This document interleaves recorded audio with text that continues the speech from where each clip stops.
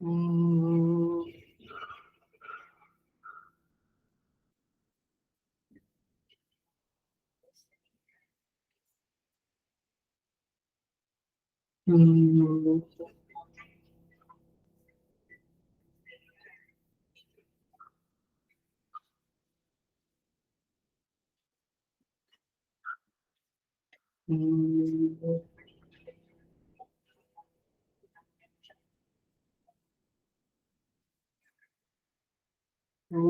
सहना भवतु सहनौ भुनक्तु सह वीर्यं करवावहै तेजस्विनावधीतमस्तु मा विद्विषावहै।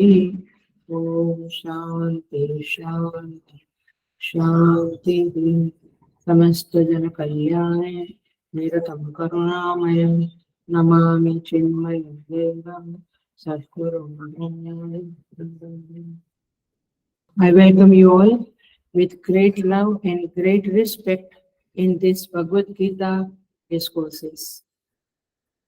Chapter 6, Shloka number 27. Chapter 6, Bhagavad Gita, Shloka number 27. We will chant from 25 number के श्लोक से हम chant करना शुरू करें।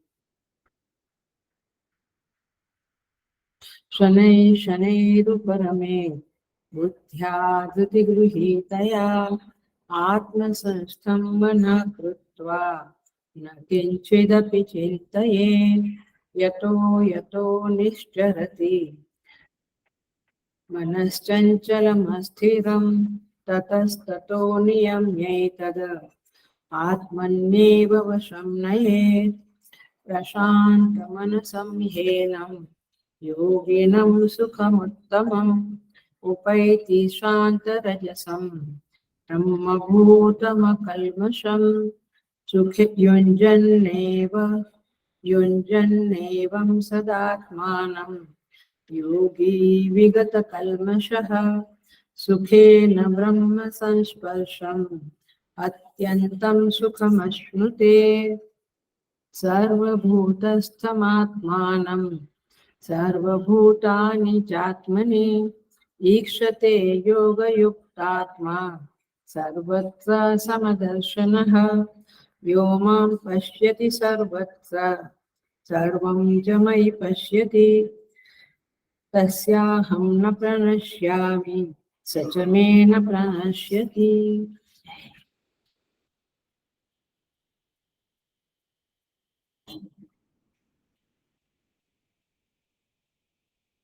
भगवान ध्यान की प्रक्रिया को समझा रहे हैं और ध्यान की प्रक्रिया में आने वाले विघ्नों को भी समझा रहे हैं। भगवान कहते हैं शनैः शनैरुपरमेत्, धीरे धीरे आप चित्त की वृत्ति को उपराम करो, शांत करो। बुद्ध्या धृतिगृहीतया, बुद्धि धैर्य पूर्वक, जो बुद्धि है इसमें धैर्य है, ऐसी बुद्धि से ये चित्त वृत्ति को शांत करो। आत्मसंस्थं मनः कृत्वा न किंचिदपि चिंतयेत्, और मन को आत्मा में लगा दो, परमात्मा में लगा दो। This is what they are telling. यतो यतो निश्चरति मनश्चंचलम स्थिरम, जहाँ जहाँ से मन आपका भटक जाए वहां से मन को वापस ले आओ, ऐसा भगवान यहाँ पे कहते हैं। ततस्ततो नियम्येतद् आत्मनि एव वशं नयेत्, और उस वापस लाए हुए चित्त को, मन को आत्मा में जोड़ दो, यूनाइट विद द गॉड, भगवान के साथ जुड़ जाओ। अब आज का श्लोक है 27 नंबर का, जो कहता है प्रशांत मनसम ही एनम, संधि अलग करते हैं, ही एनम दिखता है, हेनम है ना, उसको ही प्लस एनम, योगिनम सुखम उत्तमम। इधर है ये पदच्छेद वाली बुक लेंगे तो घर में आप देख सकते हो। योगिनम सुखम उत्तमम उपैति शांत रजसम ब्रह्मभूतम अकल्मषम भगवान कहते हैं योगिनम उत्तमम सुखम उपैति। मुख्य वाक्य ये है, योगी को उत्तम सुख की प्राप्ति होती है। किसको? योगी को उत्तम बेस्ट हैप्पीनेस मिलता है। हमको भी लगता है हमें बेस्ट हैप्पीनेस मिलता है। भगवान कहते हैं नथिंग डूइंग। आप पहले मेरी बात सुनो। योगिनम उत्तमम सुखम उपैति। कैसा योगी? प्रशांत मनसम, जिसका मन भली भांति प्रशांत हो गया है। अकल्मषम, जिसके पाप खत्म हो गए हैं। और शांत रजसम, जिसका रजोगुण शांत हो गया है। ब्रह्म भूतम, ब्रह्म के साथ, सच्चिदानंद ब्रह्म के साथ जो एक ही भाव से युक्त हो गया है, एक ही भाव वाला हो गया है। एक ही भाव माने मैं और ब्रह्म एक है, अहम ब्रह्मास्मि। योगी नाम उत्तम सुखम उपैति। ऐसे योगी को उत्तम आनंद की प्राप्ति होती है। पकड़ लिया?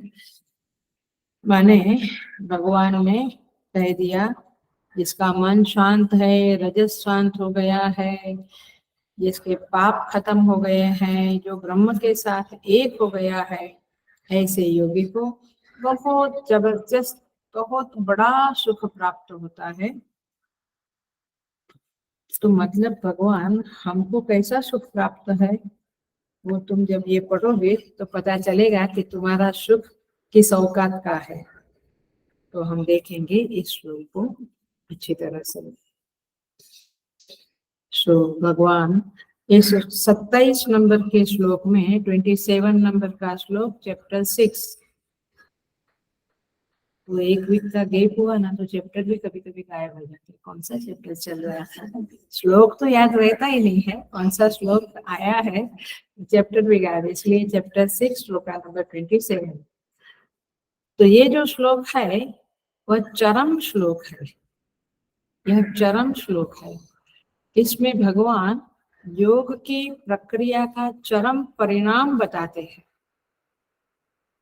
और माने कि आप योग करते रहो। योगा माने आसन प्राणायाम नहीं है, सब कुछ करते रहो और आपको क्या फल मिलता है? तो उत्तम सुख मिलता है, ऐसा भगवान का डिक्लेरेशन है। सो अब जरा से शब्द, टेक्निकल वर्ड्स आते हैं, आप जरा इसको समझना। मैं 2 शब्द बोलती हूँ, एक है अनुलोम अभ्यास, अनुलोम अभ्यास, दूसरा शब्द है प्रतिलोम अभ्यास। ठीक है, ये 2 शब्द बोलती हूँ। अब देखिए, ध्यान से सुनना, be very very attentive, very attentive. हम जीवों को अनुलोम अभ्यास की तो अनादि काल से आदत पड़ गई है।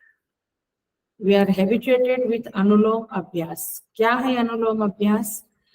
चित्त वृत्ति प्रमाता देश से उठकर प्रमेय देश में जाती रहती है। ये टेक्निकल वर्ड है, जानने वालों को अच्छा लगेगा। जिनको नहीं समझता ये शब्द उनके लिए बोलूंगी। चित्त वृत्ति मन से उठकर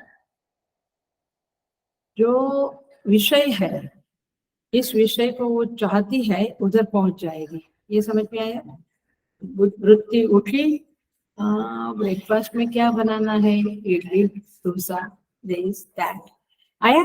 तो चित्त वृत्ति उठी और कहाँ गई? ध्येय विषय जो है वहां पे चली गई। इसको क्या बोलेंगे? प्रमाता देश। प्रमाता माने मैं, प्रमेय माने मैं जिसे चाहती हूँ वो। तो प्रमेय प्रमाता देश से उठकर प्रमेय देश में चली गई। अब समझ में आया? मेरे मन से उठकर जो विषय है उधर चली गई। यहाँ पे ठीक है, इसे कहेंगे अनुलोम अभ्यास। ये थोड़ा नया है, बातें वही की वही होती है, लेकिन जीव को वैरायटी चाहिए ना, इसके लिए भगवान भी और आचार्य लोग भी देते हैं वैरायटी। तो चित्त का विषय देश में जाना यह अनुलोम अभ्यास है और ये प्राकृतिक है। इट्स वेरी नेचुरल अभ्यास। अभ्यास माने बार बार जो हम करते हैं उसे अभ्यास बोलते हैं। बार बार क्रिकेट खेलते हैं क्योंकि हमें अच्छा क्रिकेटर बनना है, बार बार स्टडी करते हैं, स्वाध्याय करते हैं क्योंकि हमें अच्छा वेदांती बनना है, बार बार पूजा करते हैं क्योंकि हमें अच्छा पुजारी बनना है, तो इसे अभ्यास कहते हैं। तो अब साधना क्या है, आपको क्या करना है एज अ साधक? साधना में प्रतिलोम अभ्यास करना है। ये क्या रूटीन में क्या करते हैं आप 24 घंटा? अनुलोम अभ्यास करते हैं। अभी आपको क्या करना है? प्रतिलोम अभ्यास करना है। तो प्रतिलोम अभ्यास क्या है? तो चित्त को रोक देना, चित्त जो विषय देश में जाता है उसे रोक देना और उसे माने प्रमेय देश से प्रमाता देश की ओर चित्त वृत्ति को लाना। ये शास्त्रीय तरह से बोली मैं कॉमन समझाती हूँ। चित्त को रोक कर, विषय देश में जो जाता है चित्त, उसको रोक कर उसको पुनः अपने अधिष्ठान में लाना, माने मन में लाना, माने सबस्ट्रेटम में लाना, अपने अंदर लाना। उस चित्त को बाहर, उस चित्त वृत्ति को बाहर जाने नहीं देना। ये क्या है? प्रतिलोम अभ्यास। और चित्त वृत्ति कहीं ना कहीं तो भटकेगी, तो बाहर नहीं गई तो अंदर अपने इष्ट देवता के साथ मिलेगी। समझ में आया? इसे कहेंगे प्रतिलोम अभ्यास। तो इस तरह से बहुत समय तक, लंबे समय तक कंटिन्यूअस निरंतर अभ्यास करने से चित्त वृत्ति धीरे धीरे धीरे धीरे बाहर जाना भूल ही जाएगी। आता है? कुछ समय के बाद वो तोते का पिंजरा खोल दिया तो भी वो वहीं बैठा रहेगा। अभ्यास की बात है। तो आप यहाँ पे कहते हैं कि आप स्वरूप की ओर, अपने आप की ओर जब चित्त वृत्ति को लाते हो तो फिर वो बाहर जाने का अभ्यास उसका क्षीण हो जाता है, डाइल्यूट हो जाता है, तो बाहर जाने का ज्यादा उसको मन नहीं होता है। तो इस तरह से स्वरूपस्थ होने की प्रक्रिया को प्रतिलोम अभ्यास कहते हैं। और वही अभ्यास एनम योगिनम, इस योगी ने किया है। मैं एनम शब्द को समझा रही हूँ, एनम योगिनम शब्द को समझा रही हूँ। कौन है ये योगी?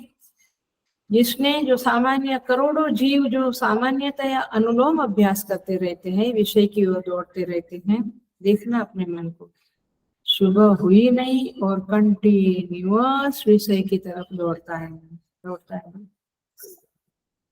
चाहे आप साधना करो, चाहे आप किचन में हो, हॉल में हो, आपका मन टीवी में हो, बाहर की ओर ही दौड़ता है। तो अब ये स्वरूप की ओर चला गया है मन। ऐसे मन वाले, ऐसे चित्त से उपहित अंतःकरण वाले योगी को उत्तमम सुखम उपैति, उत्तम सुख की प्राप्ति हो जाती है। स्वाधीन सुख, उत्तम सुख माने स्वाधीन सुख। जनरली हमारा सुख बाहर की दुनिया के ऊपर डिपेंड करता है, राइट? वो वस्तु के ऊपर, व्यक्ति के ऊपर, परिस्थिति और बंगलो, गाड़ी, साधन, नौकर चाकर, दूसरों के ऊपर ही आपका सुख निर्भर है। लेकिन ये सुख कैसा है? जो स्वाधीन है, किसी के ऊपर निर्भर नहीं है। वह सुख जो स्वाधीन है, जो प्रतिलोम प्रक्रिया के द्वारा आत्मा के साथ जुड़ गया है, जो मन, जो चित्त, ऐसे चित्त वाले योगी का यह सुख कभी भी, अटेंशन देना, कभी भी दुख में परिणत नहीं होता। हमारा सुख थोड़ी देर सुखी, थोड़ी देर फिर वो सुख दुख में परिणत हो गया। तो इस तरह से योगी का, ऐसा कहते हैं महात्मा लोग कि ऐसा सुख कहाँ शरण ले? तो योगी के अंतःकरण में ऐसा स्वाधीन सुख शरण लेता है, अर्थात योगी ऐसे सुख को प्राप्त करता है जिस सुख के लिए सारी दुनिया दौड़ रही है। सुख को पाने को तो इधर से उधर जाते, उधर से इधर आते, चलता रहता है कुछ ना कुछ। ये हुआ एनम योगिनम शब्द को थोड़ा सा, ऐसा योगी जिसने प्रतिलोम अभ्यास किया है। ऐसे योगी की क्या क्या विशेषताएं हैं ये भगवान इस श्लोक में बताते हैं। प्रशांत मनसम, पहला लक्षण है ऐसे योगी का, इसका मन बहुत प्रशांत है, चित्त प्रशांत है। आत्मा प्रशांत है ऐसा नहीं बोलना, क्योंकि आत्मा तो सबकी प्रशांत रहती है, करेक्ट। तो आत्मा सबकी निर्विकार रहती है, बट इनका चित्त, इनका मन प्रशांत है, अर्थात उन्होंने भगवान की बताई हुई सारी प्रक्रिया, युक्ताहार विहारस्तु, सारी प्रक्रिया, नियत मानसः शनै शनैरुपरम, जो भगवान ने कहा वो सब कुछ का पालन किया है। इसीलिए अपरिग्रह, एकाकी, व्यवहार बहुत कम करना, निवृत्ति जनक जीवन जीना, ये सब चीजें ऐसे व्यक्ति ने, ऐसे योगी ने की है। और इसीलिए उसके अंतरंग विघ्न और बहिरंग विघ्न, बाहर के विघ्न और अंदर के, समझ में आता है। बाहर के विघ्न माने वातावरण बदल गया, पानी नहीं है, आज घर में कोई गेस्ट आ गए तो बाहर के विघ्न आ गए। गेस्ट विघ्न नहीं है, और आप लोगों को आजकल विघ्न लगता है, फिर तुरंत फिक्स कर देते हैं कि इस होटल में खाना खाएं, घर में नहीं देना है। तो बाहर के विघ्न, अंदर के विघ्न, काम क्रोध लोभ, ये अंदर के विघ्न है, ये सब शांत हो गया है, इसे कहते हैं प्रशांत मानस।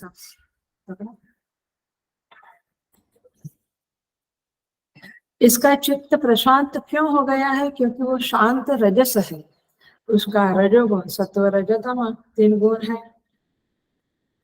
रजोगुण इसका शांत हो गया। शांत रजसम भगवान स्वयं इसे कहते हैं। इसका अर्थ ये हुआ कि किसी भी प्रकार का रजस इसके अंतःकरण में शेष नहीं रहा, बचा नहीं है, न रजस बचा है, न रजस का कार्य बचा है। रजस के कार्य क्या है? कार्य माने इफेक्ट। वेदांत में अथवा शास्त्र में कारण और कार्य, कोज एंड इफेक्ट, ये रिलेशनशिप बहुत फेमस है। तो रजस के अनेक कार्य है। क्या कार्य है? रजस आपके अंदर है और आप कहेंगे कि मेरे अंदर विक्षेप नहीं है, नॉट पॉसिबल। जो बहुत रजोगुणी है वहां पे विक्षेप की संभावनाएं हो ही जाती है। धुंधला ज्ञान, आपका ज्ञान बहुत स्पष्ट नहीं है, अर्थात you are confused, you are not very clear, आप स्पष्टता से कुछ डिसीजन नहीं ले सकते हैं, उसे कहेंगे धुंधला ज्ञान। ये रजस का कार्य है, रजस की इफेक्ट है। अन्यथा ज्ञान माने जो ज्ञान यथार्थ नहीं है, अयथार्थ ज्ञान, जो सही ज्ञान नहीं है लेकिन गलत ज्ञान है, वो आपको होता है। माने राजसिक व्यक्ति can not take the decision, और राइट डिसीजन ही can not take, that's the point. तो राइट डिसीजन लेना माने व्यक्ति सत्व में होना चाहिए, तब जाके उसकी बुद्धि ठीक चलती है। यदि रजस रजोगुण में है तो फिर आपको सही ज्ञान नहीं होगा। किसका सही ज्ञान नहीं होगा? भगवद गीता कहती है यया धर्मम अधर्मम च, ध्यान से सुनना। गीता की बातें बहुत प्यारी है, बहुत टचिंग है और बहुत उपयोगी है। ये केवल सुनने के लिए नहीं है, इसका मनन करने से आपको एक प्रकाश दिखेगा, माने आपके चित्त में स्पष्ट ज्ञान होगा। यया धर्मम अधर्मम च कार्यम च अकार्यम एव च अयथावत प्रजानाति बुद्धि सा पार्थ राजसी। 18 चैप्टर में 31 नंबर का श्लोक है। भगवान कहते हैं कि जिसे, जो बुद्धि में धर्म अधर्म, कर्तव्य अकर्तव्य, इसका ज्ञान सही नहीं होता है कि मेरा क्या कर्तव्य है क्या नहीं है, धर्म क्या है अधर्म क्या है, इसका सही ज्ञान नहीं होता है, अयथावत प्रजानाति, वो गड़बड़ वाला समझता है, इसमें बुद्धि सा पार्थ राजसी, ऐसी बुद्धि राजसी बुद्धि है। समझ में आया? परंतु ये योगी का रजस शांत हो गया है, इसका मतलब क्या हुआ? उसकी बुद्धि गलत नहीं है। भगवान भाष्यकार अपने भाष्य में कहते हैं शांत रजस शब्द को प्रक्षीण मोह, इसका मोह बहुत क्षीण हो गया है, डाइल्यूट हो गया है। मोह माने उल्टी बुद्धि, विपरीत बुद्धि, विक्षेप के बदले भगवान ने अर्थ किया भाष्यकार ने प्रक्षीण मोह, इसका मोह कम हो गया। तो रजस आपका कम होगा तभी आपको बुद्धि ठीक रहेगा। इसका मतलब तामसी नहीं है, बैठे रहना नहीं। रजस के कारण क्या होता है समझिए, ये सारी बातें हमें समझनी है, क्योंकि हम लोगों में रजस रहता ही रहता है।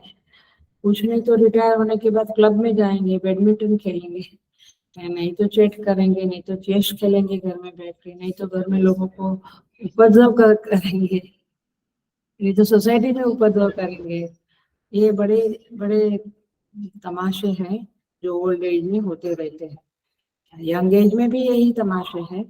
तो रजस के कारण क्या होता है, अपने बारे में, शारीरिक मानसिक स्थिति के बारे में, परिस्थिति के बारे में, लोगों के बारे में, व्यवहार के बारे में धुंधला धुंधला ज्ञान होता है। स्पष्ट ज्ञान नहीं, तो क्लैरिटी नहीं है आपको कि मेरा शारीरिक हेल्थ, मानसिक हेल्थ, सिचुएशन को हैंडल करना, व्यवहार में कैसे धर्माचरण करना,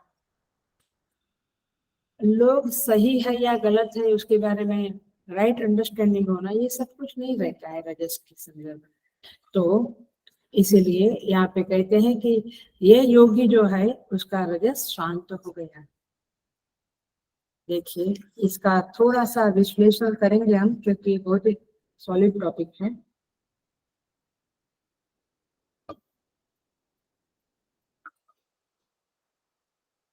जब हम धर्माचरण करते हैं, धर्म का आचरण करते हैं, थोड़ा पाठ पूजा किया, थोड़ा अथवा कहो कि जिस थोड़ा कर्मयोग किया, सेवा किया, आश्रम में, मंदिर में, कहीं भी जाके सोसाइटी में सेवा किया, या घर में भी बड़ों की सेवा की, तो ये कर्मयोग जब करते हैं तो एक प्रकार की शांति अवश्य जीवन में आती है। जो लोग सेवा करते हैं रेगुलरली, उनको मालूम है कि किसी दिन सेवा नहीं होती है तो, या कुछ महीने सेवा नहीं होती, किसी किसी की परिस्थिति वश अथवा परिस्थितियां तो आती रहती है। सेवा करने की तमन्ना वाले किसी भी तरह से सेवा कर ही लेते हैं, बट कमजोर दिल वाले कहते हैं नहीं नहीं, ये सिचुएशन आई तो अभी हम सेवा बंद कर देते। लेकिन सेवा ना करने से चित्त में जो एक असंतोष रहता है, वो सेवा करने से संतोष रहता है। ये चीजें आप लोग समझते हैं। तो धर्माचरण से शांति आती है, सेवा से, कर्मयोग से शांति आती है, वो अपेक्षित शांति, विथ रिस्पेक्ट टू वाली रिलेटिव शांति है। लेकिन इसमें क्या करते हैं कि माने सेवा करने के बाद यह कर्म मैं भगवान के चरणों में अर्पण करता हूँ, कायेन वाचा मनसेन्द्रिय, तो व्यक्ति को एक प्रकार की शांति मिलती है। ये आरूढ़ की शांति है, याद है ना, आरूढ़ मुनेर्योगम कर्म कारण उच्यते, योगारूढ़स्य तस्यैव शम कारण उच्यते, 3rd चैप्टर, 6th चैप्टर में। तो इस तरह से ये जो शांति है वो एक प्रकार की है। ऊंचे साधक लोग जान जाते हैं कि किस प्रकार की शांति मुझे प्राप्त हो रही है। अब देखो, ये हुई माने कर्मयोगी की शांति। भक्त की शांति कैसी है? भक्ति की शांति में, जैसे कर्मयोगी की शांति में एक अपेक्षित शांति है, जैसे स्थूल शांति कहेंगे, ग्रोस पीस मिलती है आपको, एक ऊपर ऊपर की एक ग्रोस पीस, स्थूल शांति। भक्त की शांति कैसी है? जहाँ पे अटेंशन देना, जहाँ पे कर्तृत्व की शांति हो गई है, डुअरशिप की शांति हो गई है। माने डुअरशिप बहुत भांगड़ा नहीं करती, नहीं तो डुअरशिप कहती है मैंने बस में सबको खाना नाश्ता दिया था, अपॉइंटेड सेवक तो ये थे XYZ, लेकिन मैंने दिया था, मतलब कि वो बेध्यान थे या कहीं आड़े ओड़े थे, तो मैंने ये काम कर डाला। ऐसा अपने कान में पहुंचाने के सारे तरीके वे अपनाते। आश्रम में चलो, कल कोई नहीं था तो जिनका ड्यूटी था वो लोग नहीं आए थे, तो मैंने वाइंड अप कर लिया भगवान का, ये कहे बिना रह नहीं सकते हैं। तो ये है कर्तृत्वशिप। इसमें गाढ़ा कर्तृत्व, मिडल टाइप का, डायल्यूटेड, क्षीण, वॉटेवर, ऐसे प्रकार रहते हैं। माने कोई कोई कभी कह देता है, बहुत उछलता नहीं है, तो इसे कहेंगे शिथिल कर्तृत्व की शांति। कब होती है? जो भक्त है उसका कर्तृत्व थोड़ा शिथिल रहता है, बोलता है जाने दो ना, मेरे भगवान ने देख लिया है ना, बस अब मुझे किसी को बताने की जरूरत नहीं। या दान देते हैं तो उसके बारे में भी बोलते हैं लोग, किसी तरह से हमारे कान में पहुंचाते हैं तो वगैरह। तो कर्मयोगी की शांति एक स्थूल शांति है। भक्त की शांति में कर्तृत्व भी शिथिल हो गया है। कर्मफल की आशा को छोड़ दिया है कर्मयोगी ने। देखना फर्क, देखना प्लीज। आपको यदि सच में कुछ हायर जाना है तो कौन से स्टेप आप चढ़ रहे हैं, कहाँ खड़े हो, ये समझना पड़ेगा। कर्मयोगी की मेंटल स्थिति क्या है? फल की आशा नहीं रखना। भक्त की स्थिति क्या है? फल भगवान को अर्पण कर दिया है। और इसीलिए एटीट्यूड क्या है उसका भक्त का? देखो हनुमान जी महाराज सुंदरकांड में कहते हैं, प्रभु की कृपा भयउ सब काजू, प्रभु की कृपा भयउ सब काजू, जन्म हमार सुफल भा आजू। आज हमारा जन्म सफल हो गया, भगवान की कृपा से सारे काम अच्छी तरह से हो गए। ये एटीट्यूड भक्त का है। ये है थोड़ी सटलर शांति। यहाँ पे थोड़ी ऊंचे स्तर की शांति मिलती है कर्मयोग वालों से। अब ये थोड़ी भक्त की विलक्षण शांति है। अब तीसरा कैटेगरी है, समझ में आता है ना? एक कर्मयोगी की शांति, एक भक्त की शांति। तीसरी शांति है अष्टांग योगी। अष्टांग योगी यम नियम आसन प्राणायाम, उनकी शांति में देखना कर्तृत्व इतना शिथिल नहीं होता है। भक्त में डुअलशिप शांत हो गई है, क्योंकि वो जानता है कि मेरे भगवान के कारण सब हो रहा है, मैं तो एक निमित्त हूँ। अष्टांग योगी क्या करता है? मैं योगा करता, मैं प्राणायाम करता, मैं आसन करता, मैं धारणा ध्यान करता, मैं कर्तृत्व उसका शिथिल नहीं होता है, क्योंकि वहां कोई है नहीं जहाँ वो समर्पण करे, है ना? योगा करते हैं तो समर्पण करने की बात नहीं आती, समझ में आती है? तो ये सब मुझे करना है। आसन मैं करूंगा तो मुझे पीस मिलेगी, प्राणायाम करूंगा तो मेरे फेफड़े थोड़े खुलेंगे, मैंने मेरा मैं। अष्टांग योग में एक थोड़ा सा जो बेटर पॉइंट है वो ये है ईश्वर प्रणिधान। नियम में ईश्वर प्रणिधान आता है। शौच संतोष, ईश्वर प्रणिधान माने एक छोटा सा अंग है जिसमें ईश्वर का संरक्षण प्राप्त होने की भावना है, माने ईश्वर मेरी रक्षा करे। तो ये थोड़ा सा है, बट कर्तृत्व शिथिल नहीं होता है। और इसीलिए यहाँ पे जो शांति है वो ज्यादा करके फिजिकल एक्सरसाइज करने से जो मन शांत होता है वो वाली शांति है। भक्ति में क्या है?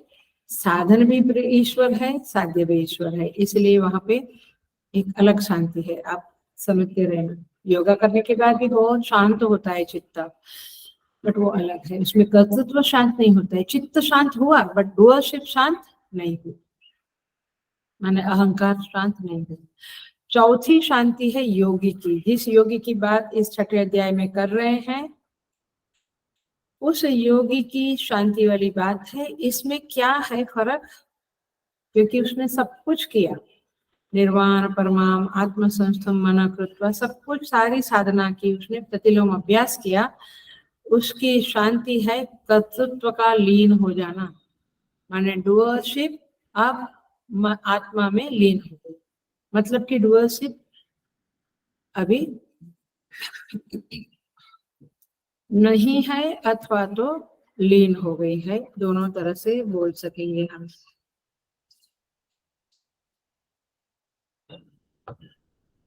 वहां पे कर्ता भी लीन हो जाता है, समाधि लगाई तो कर्ता लीन हो गया, भोक्ता लीन हो गया। तो लीन कर्तृत्व में उदित होने वाली जो शांति है वो योगी को प्राप्त होती है। उसे बड़ा लुभावनी शांति लगती है, उसको बड़ी लुभावनी लगती है, इसलिए वो ध्यान जब धारणा सब करता रहता है और बार बार उसी दिशा में जाना चाहता है, उसी दशा में जाना चाहता है। तो ये है योगी का कर्तृत्व अब अत्यंत लीन हो गया है। पांचवी शांति है, ये शांति शब्द के प्रशांत मनसम शांत रजसम, तो शांति शब्द में समझा रही हूँ कर्मयोगी की शांति। फिर भक्त की शांति, फिर अष्टांग योगी की शांति, फिर ये युक्त पुरुष जो इस चैप्टर में बताया है भगवान ने उसकी शांति, और अब आती है वेदांत की शांति। वेदांत की शांति में तत्व, भोक्तृत्व, विषय उन्मुखता ये सब कुछ का बाद हो जाता है, निगेशन हो जाता है। They are no more existing with the yogi, with the Vedanti.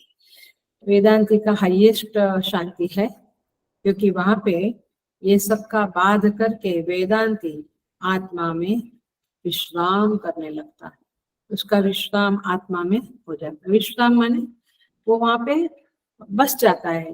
जागत सोवत पड़े उताने, कहे कबीर हम वही ठिकाने, वो वहीं रहता है, वहीं विश्राम करता है इस आत्मा में।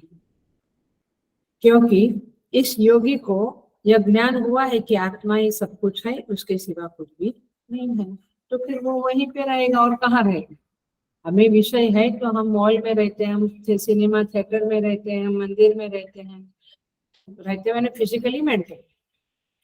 सो ये जो योगी है वो विक्षेप के कारणों को आभास कोटि में रखता है। माने ही थिंक्स किसी चीज से विक्षेप हुआ तो वो कहता है ये तो मिथ्या है, चलो इसका क्या लेना देना है ना। जो झूठी चीज होती है उसका हम क्या कहते हैं, छोड़ो ना।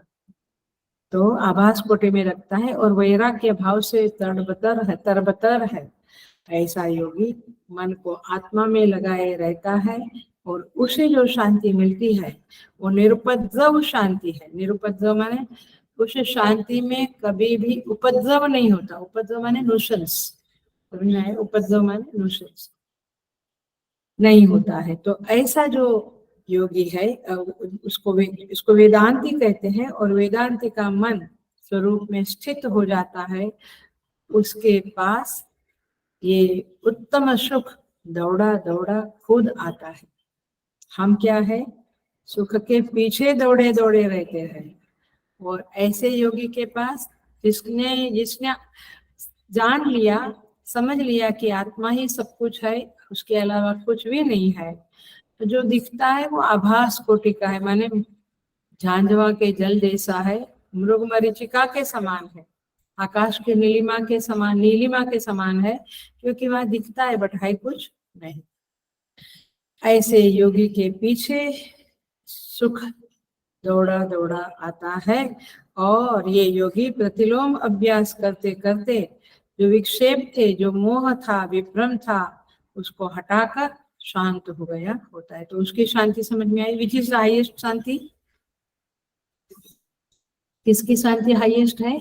वेदांती की शांति हाईएस्ट है। कर्मयोगी फर्स्ट, फिर भक्त, अष्टांग योगी, फिर ये चैप्टर में जो योगी कहा है वो युक्त योगी, और ये पांचवा वेदांती। तो वेदांत की शांति हाईएस्ट शांति, इसीलिए आप वेदांत पढ़ रहे हो और वेदांत को समझने की कोशिश कर रहे हो। ऐसे योगी के बारे में भगवान कहते हैं ब्रह्म भूतम। अब वो केवल योगी नहीं रहा, अब वो ब्रह्म भूत हो गया, ब्रह्म स्वरूप को प्राप्त हो। भगवान भाष्यकार ने बहुत सुंदर अर्थ किया है, जीवन मुक्तम। जीवन मुक्तम माने जो जीवन मुक्त हो गया, जिसको मोक्ष प्राप्त हो गया, ऐसा ये वेदांत का योगी है। और भगवान ऐसे योगी को उत्तम सुख की प्राप्ति होती है, ऐसा कहते हैं। जीवन मुक्त शब्द की व्याख्या में भगवान भाष्यकार कहते हैं ब्रह्म एव सर्वम इति एवं निश्चयवंतम। ब्रह्म ही सब कुछ है, ऐसा निश्चय जिसका हो गया है। मन जो कुछ भी देखो, जहां जहां देखो यादें भरी है आपके। ऐसा कवि कलापी करके गुजरात के कवि हैं, बहुत राजा थे बट कवि भी थे। वो कहते जा जा नजर मारी ठहरे यादी भरी से आपने, जिधर जिधर मेरी नजर जाती है उधर उधर आपकी यादी भरी। जा जा ठिकाने मन जाए माचे। आया ना, सारे श्लोक, सारी चीजें यही कहती है। तेथे सदगुरु पाए, माने मीठे भी तो मस्तक जा ठिकानी, तेथे तुझे पाए सदगुरु तूने। आपके जहां मैं मस्तक नमाया वो आपका, हे सदगुरु आपके चरण है। माने नजर में केवल सदगुरु है, यहाँ नजर में केवल भगवान है। तो ब्रह्म एवं सर्वम इति एवं निश्चयवंतम, ये कविता हमको चौथे पांचवे छठे स्टैंडर्ड में थी, तभी इतना कुछ नहीं समझता था। भगवान के बहुत उपकार माने कि इन गहरी कविताओं को ज्या ज्या ठिकाणी मन जाय माझे त्या त्या ठिकाणी निज रूप तुझे, हे काय आपण म्हणत होते, लेकिन अपने को तब उस समय इतना क्लैरिटी नहीं था। ये सदगुरु की कृपा से, गुरुदेव स्वामी चिन्मयानंद जी की कृपा से ये सब समझने लगा, और समझने लगा तो बहुत शांति लगने लगी। अन्यथा तो भेद दृष्टि तो आपको भांगड़ा कराएगी, भेद दृष्टि आपको नचाएगी, बहुत नचाएगी। भेद है, ये बुरा है, ये अच्छा है, ये मेरा है, ये भेद दृष्टि बहुत तकलीफ देने वाली चीज है, ऐसी दृष्टि है। तो ब्रह्म एवं सर्वमिति एवं निश्चयवंतम, भगवान भाष्यकार कहते हैं ब्रह्म ही सब कुछ है, ऐसा उसका निश्चय बन गया है। He is decided like that. So उसकी प्रमा बन गई है, प्रमा माने ज्ञान वृत्ति, उसका ज्ञान बन गया है। ऐसी सुदृढ़ प्रमा से विभूषित अंतःकरण वाला जो चेतन है वह स्वयं ब्रह्म है, जीवन मुक्त। भगवान ने इसे एनम योगिनम कहा, इस योगी को, इस तरह का योगी को शांत रजस होता है, प्रशांत मनस होता है, ब्रह्मभूत होता है, और चौथी कैटेगरी लिखी है अकल्मषम। ऐसा योगी अकल्मश होता है, माने उसके अंदर पाप नहीं बचा है। कल्मश माने कलुषितता, मैल, अंतःकरण का जो मैल है वो निकल गया है, अर्थात वासनाएं, जो कर्म करने के बाद जो वासना का दबाव था और उसके कारण उत्पन्न होने वाला जो कालुष्य था वो निकल गया है। अब न वासनाएं बची है, न कलुष बचा है। ऐसा योगी का आचरण शुद्ध है, इसका वह योगी वैदिक है, उसके चरित्र में साधुता है, उसकी बुद्धि में आत्म प्रमा है, उसका हृदय में ठसोठस भक्ति भरी हुई है, तरबतर भक्ति भरी हुई है।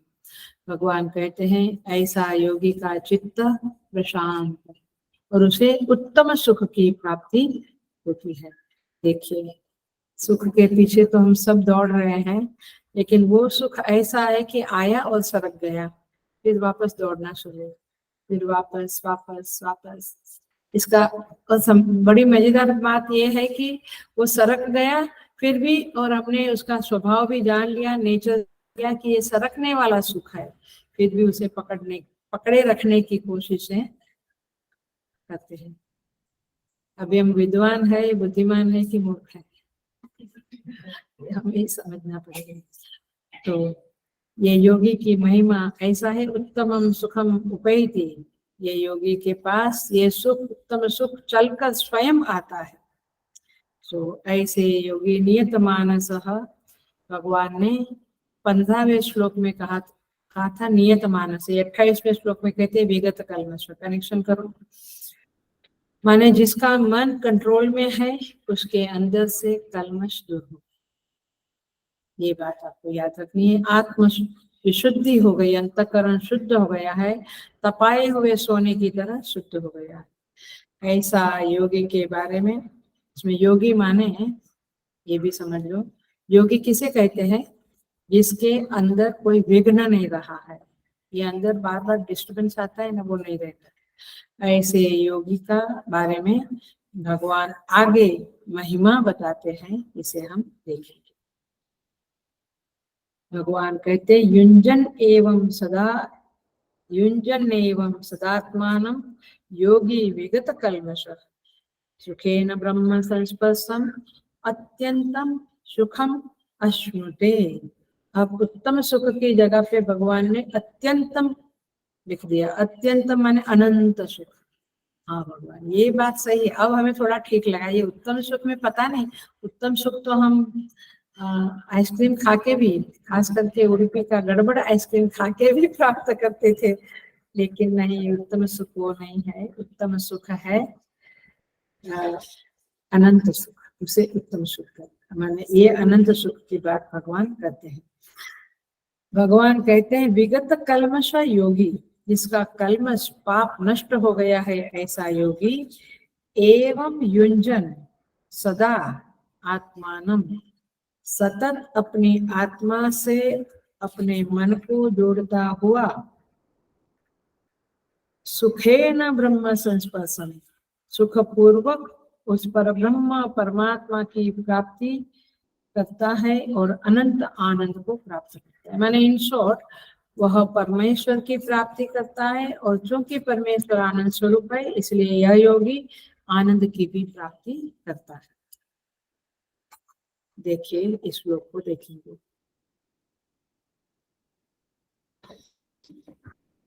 मैंने मूल बात ये है कि ये योगी जो है, इसका डिस्क्रिप्शन 27 में किया भगवान ने, वही योगी की और महिमा गाते हैं। वह विगत कल्मश हो गया, माने पहले भी आया अकल्मश, विगत कल्मश माने पाप नहीं रहा जिसके अंदर। ऐसा योगी सदा हमेशा उस परमात्मा से जुड़ा रहता हुआ उस ब्रह्म को स्पर्श करता है, माने सदा ब्रह्माकार वृत्ति में रहता है। हमारी वृत्ति क्या हुई? बैंगनाकार, भिंडीकार, केलाकार, एपलाकार, क्या क्या बता रहे, मौलाकार, किचनाकार। इसकी वृत्ति कैसी है? ब्रह्माकार। बस सिंपल, सो नाइस। तो ऐसा योगी अत्यंत अनंत सुख को प्राप्त करता है। देखते हैं, इसमें एवं शब्द पे याद रखना है, जरा इंपॉर्टेंट है। माने मूल बात, मुख्य वाक्य तो यही है, योगी सुखम अत्यंतम सुखम अश्नुते, योगी को अनंत सुख की प्राप्ति होती है। अब क्या होता है इसमें, ये बात बता रहे हैं। तो एवं सदा आत्मानम युंजन, इसमें एवं शब्द याद रखना है। एवं माने इस तरह से, माने जिस तरह से भगवान ने कहा उस तरह से वह योगी ब्रह्म संस्पर्शन और सुखम अश्नुते, ब्रह्म का स्पर्श करता है और सुख को प्राप्त करता है। देखिए भगवान एक बहुत सुंदर शब्द भी डालते हैं, जरा देखो, नजर डालो उधर। सुखेन ब्रह्म संस्पर्श, सुखेन माने हम क्या करते हैं, तो आज मन नहीं लगता है लेकिन थोड़ा जप कर लेते हैं, थोड़ा पूजा कर लेते हैं ना, तो कष्ट पड़ा ना आपको यहाँ पे, या फिर थोड़ा एक माला एक्सटेंड करना है ऐसा सोचा था, बट अभी जाने दो। क्यों? कष्ट आ रहा है ख्याल में। पूजा अब शॉर्ट पूजा करवा दो पुजारी जी, जाना है, काम है, मतलब ये कि आपको पूजा में मन नहीं लगता। सुखेन शब्द का अर्थ है, भगवान भाष्यकार कहते हैं निरायासेन, आयास के बगैर। ओ एवरीथिंग आयास से करती पड़ती है। खाना भी यदि कोई मुंह में डाल दे तो बहुत अच्छा है। हाथ में ये उठा के गुलाब जामुन या रसगुल्ला उठा के मुंह में डालना भी कष्ट है, लेकिन यहाँ निरायासेन माने सुखेन का अर्थ है निरायासेन, अप्रयासेन, प्रयास नहीं करना पड़ता।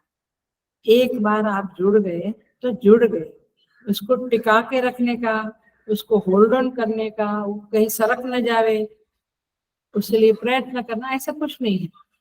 एक बार वो ब्रह्माकार वृत्ति हुई जिसको हमने, जब अज्ञान का पर्दा फट गया, अज्ञान हट गया, प्रकाश हो गया, तो उसके बाद उस ब्रह्माकार वृत्ति को भी पकड़ के रखने की जरूरत नहीं है। तो यहाँ पे भगवान कहते हैं सुखेन ब्रह्म संस्पर्शन। सुखेन माने फल काल में भी सुख है, साधन काल में भी सुख है, करते समय भी सुख लगता है ना। जिसको सुख लगता है वो जानता है कि साधना में सुख है, कष्ट नहीं है। तो ऐसा सुखेन सुखम अत्यंतम सुखम स्मृति, माने निरायासेन अनंत सुख की प्राप्ति कर लेता है। सच बात तो यह है कि संसारियों को जो सुख मिलता है, माने विषय से जो सुख मिलता है, वह सुख इस परम सुख के कंपैरिजन में छाया के समान है। छाया माने रिफ्लेक्टेड, माने एक प्रतिबिंब के समान है, माने छाया के बराबर भी नहीं है कहे तो चलेगा। क्योंकि संसारियों के सुख में, माने विषय सुख में, एक और चीज मिली हुई है जो है विक्षेप, माने डिस्टरबेंस भी है, सुख तो मिला बट साथ में थोड़ा डिस्टरबेंस भी मिला, वह सुख कहलाने लायक नहीं होते। गुरुदेव कहते हैं स्वामी चिन्मयानंद जी महाराज, संसार का सुख ऐसा है जो केले को छिलके के साथ खाने जैसा है। बोला है ना पहले भी बहुत बार, ये गुरुदेव का फेवरेट वाक्य है। संसार का सुख कैसा है, केला तो खाते हैं लेकिन छिलके के साथ खाने से कैसा लगता है, केला का टेस्ट तो मिलता है बट छिलका, वैसे ही संसार के सुख में वैसा ही है, जो सुख मिला उसके साथ थोड़ा दुख अटैच हो जाता है। तो ये है सुखेन शब्द का अर्थ। अत्यंतम सुखम अश्नुते, अत्यंतम शब्द का अर्थ है यह अति अंतम, अंत माने एंड, अति माने उस अंत का भी अतिक्रमण कर दिया है, अतिक्राम्य, तो माने वो अंत है ही नहीं, अनंत ये अर्थ होगा। तो अत्यंत शब्द का अर्थ है अनंत और दूसरा शब्द है अंतिम, माने उससे ज्यादा सुख की कल्पना आप नहीं कर सकते।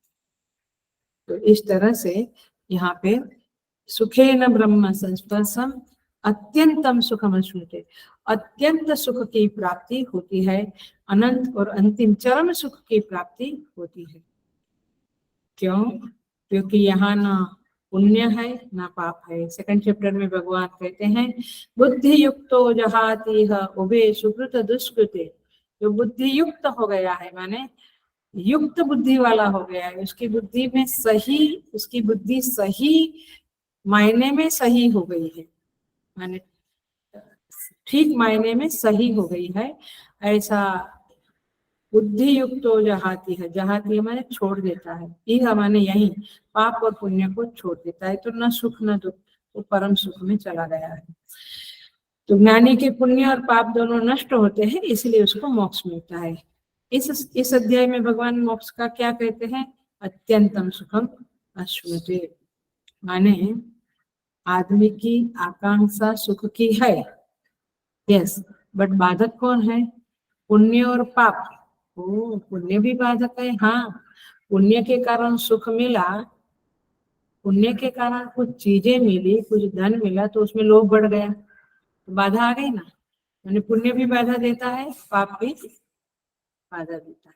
मैंने पुण्य के कारण बहुत पैसा आया तो बहुत घूमे फिरे, इधर उधर भोग किया, बहुत इडली डोसा खाया, उडुपी में केवल इडली डोसा मजेदार, बहुत दबाया सब लोगों ने, मैंने एंजॉय किया, लेकिन अति किया तो वो पुण्य भी बेकार हो गया ना, तो अपनी तबीयत बिगड़ी। तो इस तरह से पुण्य भी और पाप भी दोनों ही वांछनीय नहीं है, और इसीलिए ज्ञानी के पाप पुण्य दोनों नष्ट होते हैं, इसलिए अत्यंतम सुखम अश्नुते, ये समझना है आपको, अनंत सुख की प्राप्ति होती है। आप देखो ब्रह्म संस्पर्श, ये शब्द इंपॉर्टेंट है, सिंपल इसका अंडरस्टैंडिंग यही है, ब्रह्मता का बोध हो जाता है, अहम ब्रह्म अस्मि ऐसा बोध हो जाता है, मैं ही ब्रह्म हूँ, ये उसको प्रमा प्राप्त हो जाता है। अभी तो हम प्रैक्टिस करते हैं बट उसको रियलिटी में प्राप्त होती है। इसका अर्थ क्या हुआ, ब्रह्मता का बोध माने क्या हुआ, ब्रह्मता का बोध माने मैं अभी मुझे क्या लगता है, हेलो ध्यान से सुनना, अभी मुझे क्या लगता है, मैं लिमिटेड हूँ, परिच्छिन्न हूँ, O I couldn't come for the yatra, मेरी ये सीमाएं थी, मेरी ये लिमिटेशन थी, सो आई कुडंट कम, या तो आप अपने को परिच्छिन्न मानते हो या हम अपने को परिच्छिन्न मानते हो।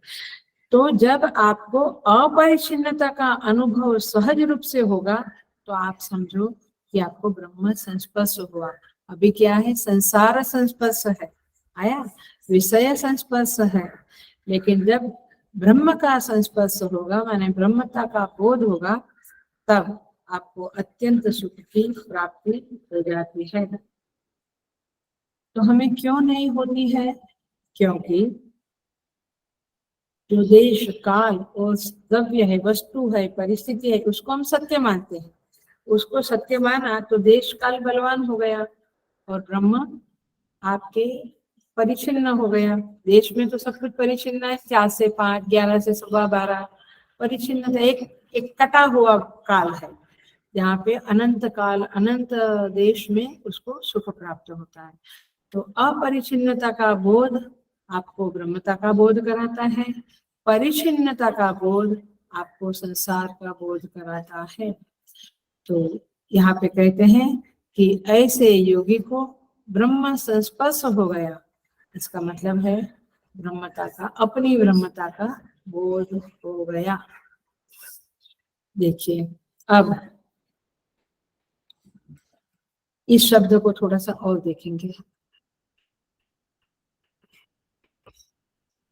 ब्रह्म संस्पर्श बड़ा प्यारा शब्द है, एक ही बार आया हुआ है और उपनिषदों में भी ज्यादा बार नहीं आता है। ब्रह्म संस्पर्श का अर्थ होता है ब्रह्म एकत्व दर्शनम। ब्रह्म संस्पर्शम माने ब्रह्म एकत्व दर्शन माने आत्मा और ब्रह्म का एकत्व हो गया, ऐसा कन्विक्शन हो गया, ऐसी प्रमा उत्पन्न हो गई हमारे अंदर। ये कैसे होता है? पिछले श्लोक में बताया, धीरे धीरे प्रतिलोम अभ्यास से वृत्ति जो बाहर जा रही थी, कहाँ गई? पेड़ में गई। अभी गणपति बैठ रहे हैं, कहाँ जाती है? तो यहाँ पे वृत्ति बाहर न जाकर अंदर आ गई, माने ब्रह्म के प्रति माने स्वरूप के प्रति वृत्ति आ गई, माने वृत्ति बाहर जाने से रोकी गई और स्वरूप के प्रति वो आ गई।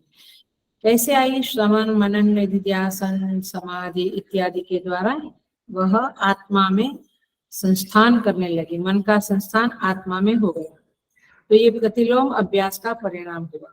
बुद्धि लीन हो गई, निरुद्ध हो गई, कहते हैं ना निरुद्ध, निरुद्ध माने रोक देना। अब केयरफुली अलर्ट हो जाइए, इस शब्द को अच्छे से पकड़ लीजिए, नहीं तो आगे का कुछ नहीं समझेगा। अब बुद्धि आपकी, वृत्ति आपकी लीन तो हो गई अंदर, है ना, बाहर नहीं जा रही है, लेकिन ये बुद्धि माने वृत्ति माने बुद्धि वृत्ति, मनोवृत्ति, चित्त वृत्ति एक्सेट्रा। तो बुद्धि वृत्ति जो लीन हो गई, वह बुद्धि में ज्ञान है कि अज्ञान है? बुद्धि अंदर माने स्वरूप की ओर मुड़ गई, डाइवर्ट हो गई, माने इंट्रोवर्ट हो गई। चलो, उसमें ज्ञान है कि अज्ञान है? नहीं, नहीं। ये अच्छा हुआ आपने गलत आंसर दिया, तो अब सही आंसर बताती हूँ। तो मैं सोचा था डिटेल में नहीं बताऊंगी, बट बताती हूँ। बुद्धि का निरुद्ध हो जाना माने, आप कहते हैं धारणा और ध्यान, ध्यान में भी एक जगह पे आप लगा देते हैं ना वृत्ति को, धारणा में भी एक स्थान में लगा देते हैं। ये सुबंध चित्त से धारणा तत्व प्रत्यय एकतांता ध्यान, ये दोनों पातंजलि योग सूत्र की डेफिनेशन है। तो अब जो बुद्धि लीन हुई है, वहां पे दो बिंदु पे विचार करना पड़ेगा। एक तो ये है कि बुद्धि में अज्ञान है तो भी वो लीन होती है। आप वेदांत पढ़ते हो, शास्त्र पढ़ते हो, तो आपको पता है कि ईश्वर क्या है, जीव क्या है, जगत क्या है, आपको क्लैरिटी आ गई, ज्ञान आ गया, फिर बुद्धि लीन हुई, वो एक बात है। और आपने शास्त्र नहीं सुना, ऐसे कितने लोग हैं जो गीता उपनिषद नहीं सुनते हैं, लेकिन मेडिटेशन में बुद्धि वृत्ति को लीन करने की कोशिश करते हैं, एकाग्र करने की कोशिश करते हैं। Now you got it. दोनों प्रकार की बुद्धि होती है, केवल उसमें ज्ञान तो शास्त्र से, आचार्य से, गुरुजनों से भरा जाता है। ज्ञान अपने आप नहीं होता है कि बुद्धि लीन हुई और ज्ञान हो गया। ये गलत फहमी को निकाल देना, बिल्कुल गलत फहमी है। एक समय था जब मुझे भी ऐसा लगता था कि ध्यान लगा दिया, चित्तवृत्ति अपने गुरु में, अपने ईश्वर में स्थित हो गई तो काम हो गया। तो मुझे गुरुदेव की कृपा है कि चिन्मय मिश्र में आकर ये पता चला कि वो जो समाधि भी लगा लो, बट समाधि के बाहर आए तो आप मूर्ख के, अज्ञानी के अज्ञानी रहे। लेकिन ज्ञान के बाद यदि बुद्धि लग गई तो बेड़ा पार हो गया। समझ में आती है बात?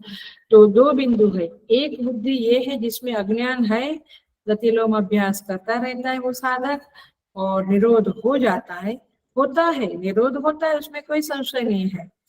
अज्ञान उसमें बाधा नहीं डालता है, और उसका जीवन में फल भी बहुत ज्यादा है।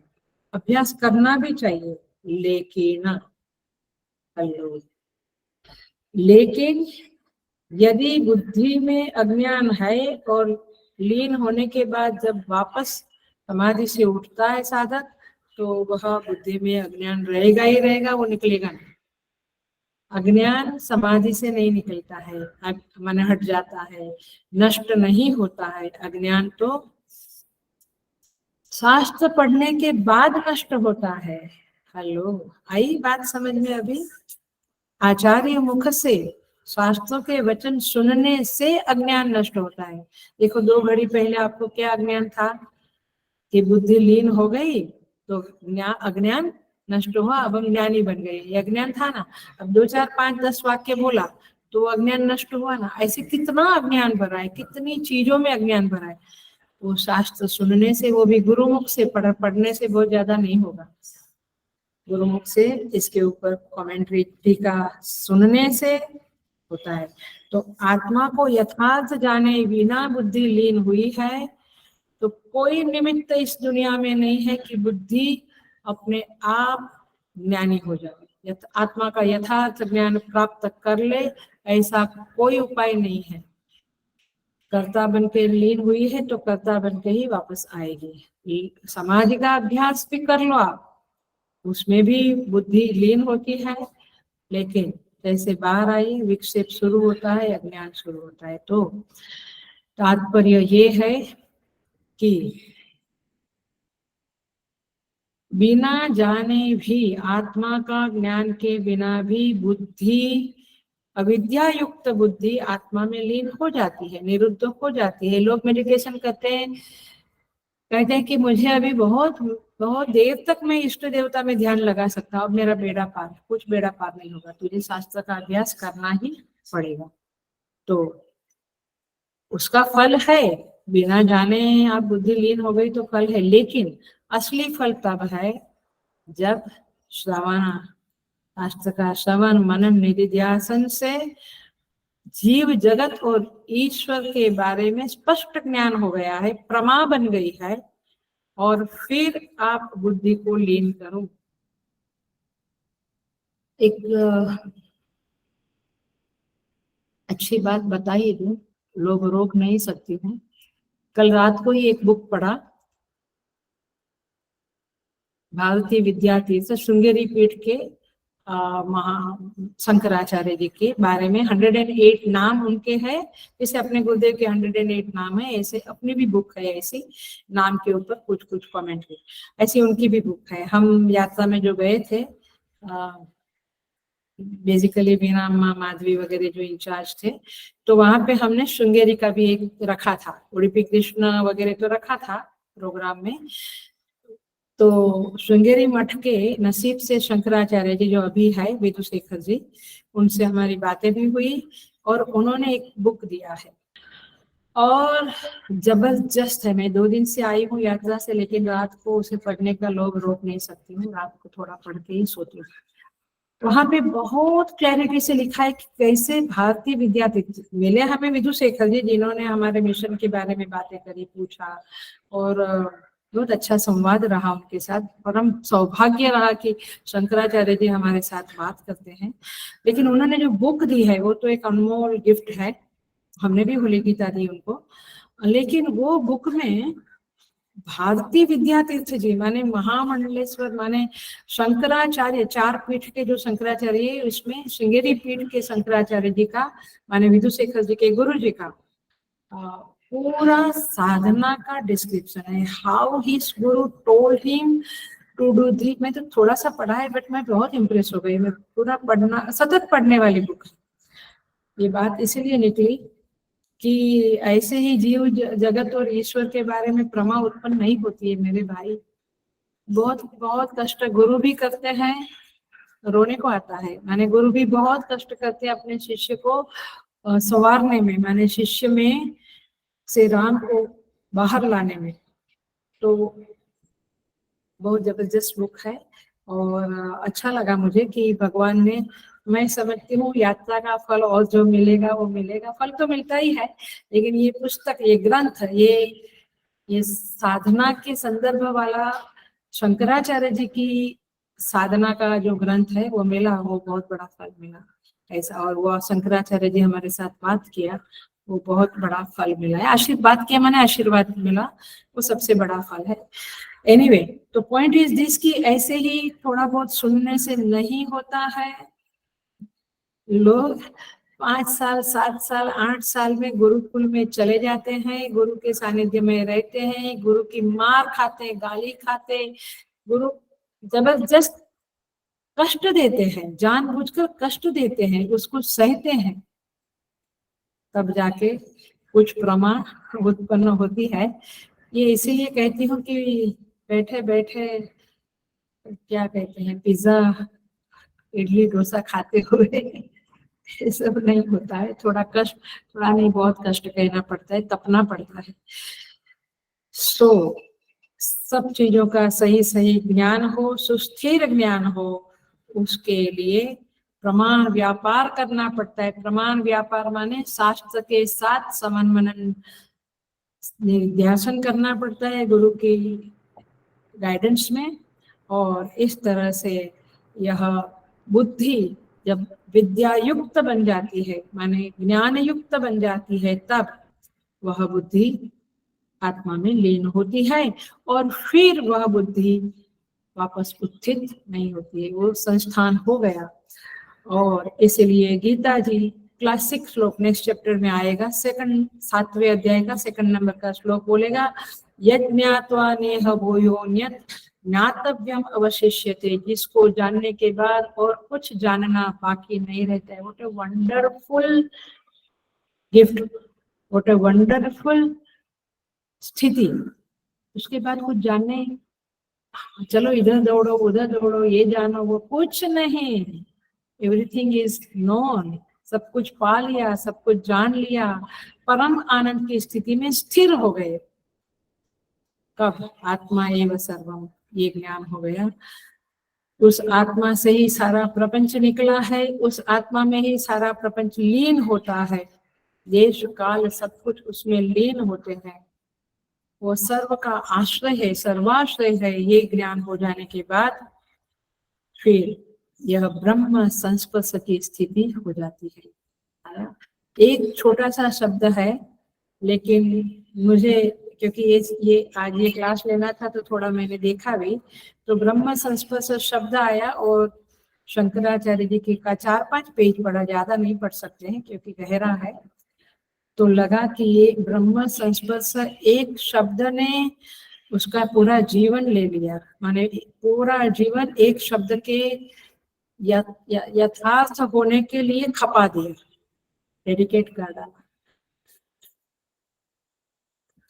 हमारे अंदर हम साधु बने तो कुछ 20 साल की उम्र में तो कुछ रहता है जिसके कारण साधु सन्यासी बन जाते हैं। तो वो चीजें ऐसे स्थानों में जाकर ऐसा जिसका सत्य अनुभव है वैसे ग्रंथ पढ़ के पुनः जागृत हो जाती है और ऐसा लगता है कि कहाँ खड़े हैं हम। ब्रह्म संस्पर्श में पूरा जीवन दे देना पड़ता है, तब जाके ये स्थितियां आती है और ये सबसे वांछनीय स्थिति है। एवरीबडी इज डिजायरिंग दिस स्थिति, परम आनंद की और ब्रह्म संस्पर्श की। सो अब थोड़ा सा और टाइम तो होने को आया है, थोड़ा सा और देख लेते हैं 2 मिनट में। एक बात वेदांतियों, क्योंकि अब क्या मनोदशा चित्त दशा अथवा बुद्धि उस लेवल पे खड़ी है तो बोल देती हूँ। वेदांत में एक बात का बहुत ही आग्रह होता है, माने एक बात बड़ी स्पष्टता से कही जाती है, जबकि बाकी ग्रंथों में थोड़ा कहते हैं, बट देखो मैं बोल ही देती हूँ। हम क्या कहते हैं, आत्मा अथवा चेतन सब सब सर्वत्र व्याप्त है, ईशावास्यम बोलते हैं तो सर्वत्र व्याप्त है। ध्यान से सुनना, बिल्कुल अटेंशन से सुनना, वैसे आप थके होंगे लेकिन अटेंशन से सुनना। देश और काल में व्याप्त है चेतना, आत्मा, ईश्वर, ऐसा हम कहते हैं। ये कहना वेदांत के अनुसार नहीं। ओ, आज तक तो ईशावास्यम करते थे ईश्वर सर्वत्र व्याप्त है। नो, वेदांत के मुताबिक ये बात सही नहीं है, 100% सही नहीं है। वह देश में व्याप्त है ऐसा जब बोलते हैं, अटेंशन प्लीज, वह देश में व्याप्त है ऐसा जब बोलते हैं तो देश बड़ा हो गया, वह छोटा हो गया। कोई चीज किसी में रहती है तो वो जहां रहती है वो बड़ी बड़ी चीज हो गई ना, है ना। तो वह देश में व्याप्त है तो देश प्रधान, और फिर उसे बोलेंगे व्यापक है। लेकिन वेदांत में कभी कभी उपनिषदों में मैंने कहा है कि वो व्याप्य व्यापक से परे है, और काल में व्याप्त है। हम कहते तीनों काल में वो रहता है, ऐसा बोलते हैं ना, त्रिकाल या तिष्ठति इति सत्। तो त्रिकाल में रहता है तो वो नित्य है, लेकिन उसमें प्रधानता काल की रही, चेतन की नहीं। प्रधानता देश की रही, चेतन की नहीं। तो वो आप कहते हैं सर्वरूप है, तो दृष्टि कहाँ गई, सर्व है ना, सर्व के ऊपर, सर्व में वो है, तो में वो है तो वो गौण हो गया, सर्व प्रधान हो गया। तो इसलिए देश काल वस्तु में वो व्याप्त है, ये वचन वेदांत में सही नहीं मानते हैं। वेदांत का निर्णय यह है, देश उसी से उत्पन्न हुआ है, देश उसी में सुपर इम्पोज्ड है, उसी में भाष रहा है, उसी से उदित हुआ, उसी में लीन होगा। काल भी उसी से उत्पन्न हुआ है, उस आत्म तत्व से, उसी में भाष रहा है, उसी में लीन होता है। ऐसे कोई भी वस्तु जो है, द्रव्य है, वह उसी में प्राप्त, उसी में से उत्पन्न हुआ, उसी में भाष रहा, उसी में लीन होता है। तो तात्पर्य यह है कि यह जो ज्ञानी है, जिसे यह ज्ञान हो गया, तो परमार्थ वस्तु यह है, उसको क्या ज्ञान हुआ, मैं अहम जो है वह अहम ब्रह्म है, और उसी ब्रह्म में ये सारा कुछ दिख रहा है। विश्वम दर्पण दृश्यमान नगरी, आया यार, सब कुछ कनेक्टेड है। तो चेतना में ही देश माने यहाँ वहाँ, काल माने अब, बाद में, वस्तु में यह वह, सब कुछ सुपर इम्पोजिशन है, भास रहा है। इसीलिए जो अच्छा पक्का साधक है, जो गुरु के बिल्कुल नजदीक है, निकट है, मन से, तन से माने उसकी सेवा में है, और मन से माने गुरु के आदेश का बिल्कुल समझकर पालन करता इत्यादि, वह साधक ध्यान करने के समय भी जब वो ईश्वर से अनुसंधान करता है, तब यदि दूसरी वृत्ति आती है तो तुरंत उसको खंडन कर देता है, उसको आभास कोटि में रख देता है, अरे ये तो मिथ्या है, ये तो सुपर इम्पोजिशन है। हमें यदि आइसक्रीम की याद आई ईश्वरानुसंधान करते हुए, गड़बड़ आइसक्रीम की बिना मांसते होंगे, क्योंकि उन्होंने ये सब चटके लगाए, बहुत स्पेशल वहां का। तो हम क्या करेंगे, वापस हम जाएंगे या यहाँ कहाँ मिलता है वो देखेंगे। आई ईश्वर अनुसंधान एक बाजू रह गया, लेकिन जो पक्का साधक है, जो गुरु की आज्ञा का पालन करता है, गुरु ने कहा ऐसा करो तो वैसा ही करता है, वह क्या करेगा, गुरु ने कहा इसको आभास कोटि में रख दो, any object comes in your mind, put it into the आभास कोटि, तो आभास कोटि में माने मिथ्या कोटि में रख दो। ओ ये तो शरीर ही मिथ्या है, तो शरीर को जो चाहिए वो सब चीजें मिथ्या ही है, तुरंत हटाकर ईश्वर अनुसंधान करने लगा। आया ये कल पुस्तक ग्रंथ पढ़ते पढ़ते, 108 नेम वाला ग्रंथ पढ़ते पढ़ते बहुत मन में आया कि ओ यस, जब गणेशपुरी में गुरु के समीप रहते थे तो वो एक अलग एक्सपीरियंस होता है, और हम पढ़कर या प्रवचन करके या जो साधना करते हैं वो एक अलग चीज होती है।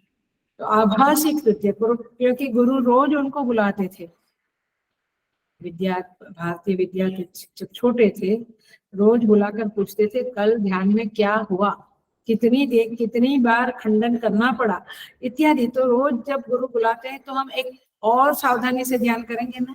अभी कोई माथे पे है नहीं जो डंडा मारे, डंडा मारेंगे तो भाग जाएंगे आप लोग, इसीलिए बड़ा मुश्किल काम है, बट मन में तो रख लो कि गुरु के अंडर में ही सब कुछ करना होता है, तब जाके कुछ पाते हैं।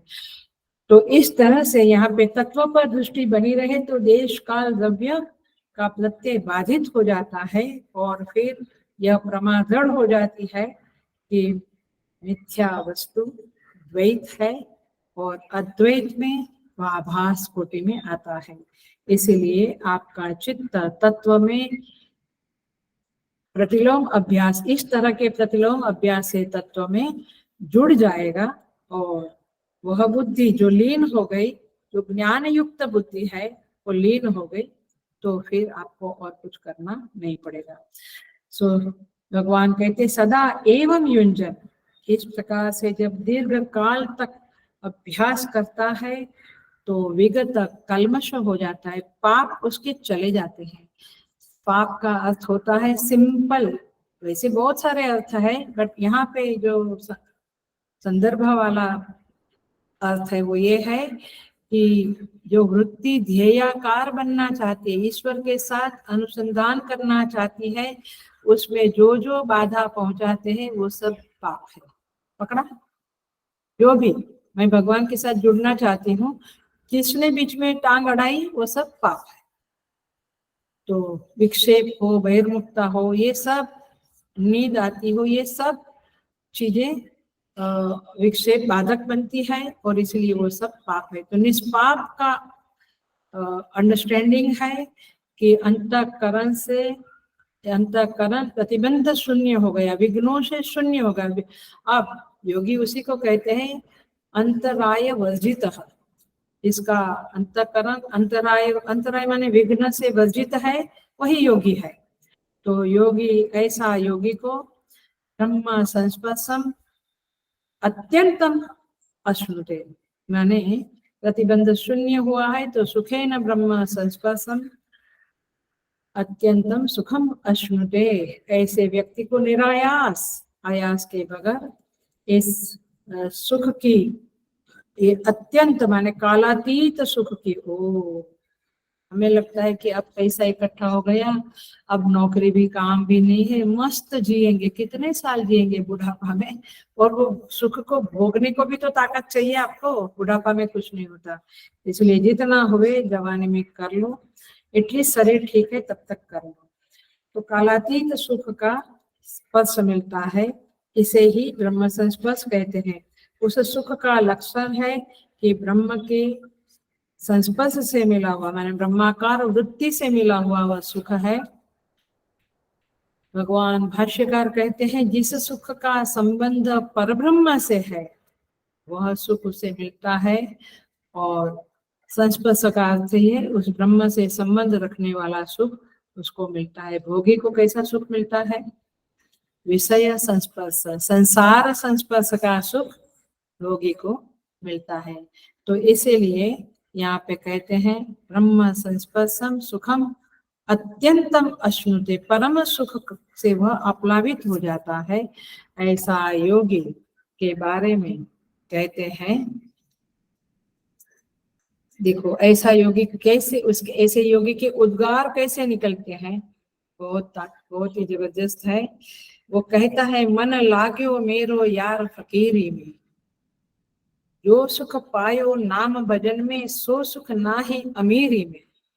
जो भगवान के अनुसंधान में सुख है वो अमीरी में नहीं है। हाथ में लोटा बगल में सोटा, चारों दिशि जागीरी में, सब कुछ दुनिया मेरी जागीरी है। भला बुरा सबको सुन लेजे कर गुजरान गरीबी में, कहत कबीर सुनो भाई साधो साहब मिले सबूरी में। थोड़ा धैर्य पूर्वक साधना करते रहो तो मन लाग्यो मेरो फकीरी में, तो फिर मन अपने आप संसार में नहीं जाएगा, वो फकीरी में ही रहेगा। माने बट उसके लिए आपको क्या करना पड़ेगा? सन्मुख होई जीव जब, सन्मुख होई जीव जब मोही जन्म कोटि अगर नावही नासही तब ही। जब आप भगवान के नाम में मस्त होएंगे, उनके स्मरण में मस्त होएंगे तो सारे पाप नष्ट हो जाएंगे। तो इस तरह से यहाँ पे बातें करते हैं आचार्य लोग, बहुत सुंदर श्लोक है। यही पाने जैसी चीज है और इसी को तैत्तरीय उपनिषद में कहते हैं आनंदो ब्रह्मेति व्यजानत। ये ब्रह्म आनंद स्वरूप है। आनंदाति खल्वानि इमानि भूतानि जायन्ते आनंदेन जातानि जीवन्ति आनंदम प्रत्यभि संविशन्ति सैषा भार्गवी वारुणी विद्या परमे व्योमन प्रतिष्ठिता। आपके हृदयाकाश में ही ये परम सुख विराजमान है और यह विद्या भी वही हृदयाकाश में ही विराजमान है, क्योंकि यह जगत आनंद से उत्पन्न हुआ है, आनंद के कारण जीता है और आनंद में ही लीन हो जाता है। ऐसे आनंद को प्राप्त करना मुझे लगता है वही परम ध्येय, परम लक्ष्य बना ले, ना कि अभी एक सिंपल गाड़ी है तो मर्सिडीज ले, उससे भारी गाड़ी, उससे भारी 2 घर 4 घर, क्या बोलते हैं फार्म हाउस, क्या हाल, माने कितना उससे कितना सुख मिलेगा। बुद्धिमान है तो विचार करो कि ये सब एक के बाद एक बढ़ाने से कितना सुख मिलेगा और हृदयाकाश में उस परम तत्व का, उस परमात्मा का ध्यान करने से कैसा सुख मिलेगा, ये समझना बुद्धिमत्ता है। बाकी तो ठीक बुद्धिमत्ता नहीं है। ओम पूर्णमद पूर्णमिदं पूर्णात् पूर्णमुदच्यते पूर्णस्य पूर्णमादाय पूर्णमेवावशिष्यते। ओम शांति शांति शांति। हरि ओम श्री गुरुभ्यो नमः। हरि ओम।